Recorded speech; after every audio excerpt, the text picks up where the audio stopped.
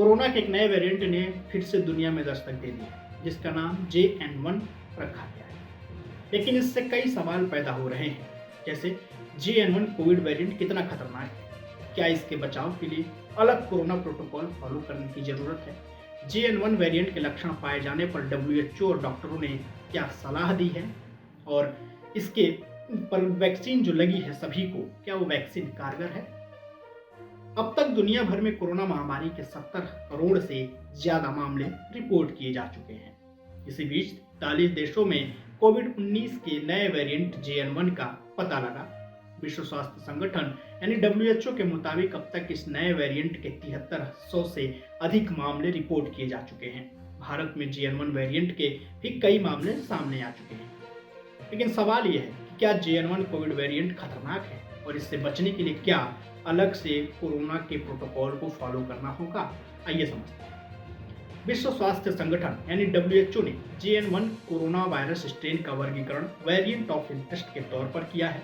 WHO ने कहा कि इससे आम जनता के स्वास्थ्य को कोई बड़ा खतरा तो नहीं है, लेकिन समाचार एजेंसी रॉयटर्स की रिपोर्ट के मुताबिक कोविड-19 का JN1 वेरिएंट शरीर की रोग प्रतिरोधक क्षमता को चकमा दे सकता है।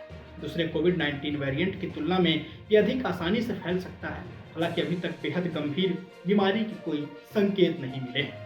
अब अगला सवाल जो लोगों के मन में आ रहा है वो ये है कि क्या JN1 संक्रमण के प्रमुख लक्षण कैसे हैं, और क्या हम समझ पाएं जब हमें कुछ खांसी या बुखार हो तो कैसे समझें कि वो JN1 का ही संक्रमण है। वायरस की स्टडी करने वाले वायरोलॉजिस्ट एंड्रयू पैकोजे ने कहा कि भले ही इस वेरिएंट के अधिक मामले रिपोर्ट किए जाएं, लेकिन फिलहाल JN1 के फैलने को लेकर घबराहट या दहशत फैलाने जैसे कोई हालात नहीं है। हालांकि इसके सामान्य लक्षणों में बुखार, ठंड का लगना, खांसी, थकान और बदन दर्द होना शामिल है। पैकोजे Johns Hopkins Bloomberg school of public health में काम करते हैं। JN1 को पहले इसके मूल वंश BA.2.86 का हिस्सा माना गया, इसका अब वर्गीकरण करके अलग वेरिएंट ऑफ इंटरेस्ट के रूप में शामिल किया गया है। वर्तमान में इस्तेमाल की जा रही कोरोना वैक्सीन JN.1 से बचाव में भी प्रभावी है। अब अगला सवाल है कि सबसे पहला केस इस वेरिएंट का कहां मिला था। US centre for disease control and prevention यानी CDC के मुताबिक 8 दिसंबर तक अमेरिका में रिपोर्ट किए गए कोरोना संक्रमण के कुल मामले में सब वेरिएंट JN1 के मामले अनुमानित रूप से 15 से 29% हो सकते थे। CDC ने भी स्वीकार किया था कि JN1 वेरिएंट बहुत खतरनाक नहीं है। सुरक्षित रहने के लिए अमेरिका में इस्तेमाल हो रही कोरोना वैक्सीन की एक डोज काफी है। अमेरिका में JN1 का पहला मामला सितंबर में आया था। पिछले हफ्ते चीन में इसके 7 मामले आए। अब तक 41 देशों में ये वेरिएंट फैल चुका है। अगला सवाल है, भारत में इसका पहला केस कब मिला था। भारत में JN1 वेरिएंट पहली बार केरल में रिपोर्ट किया गया।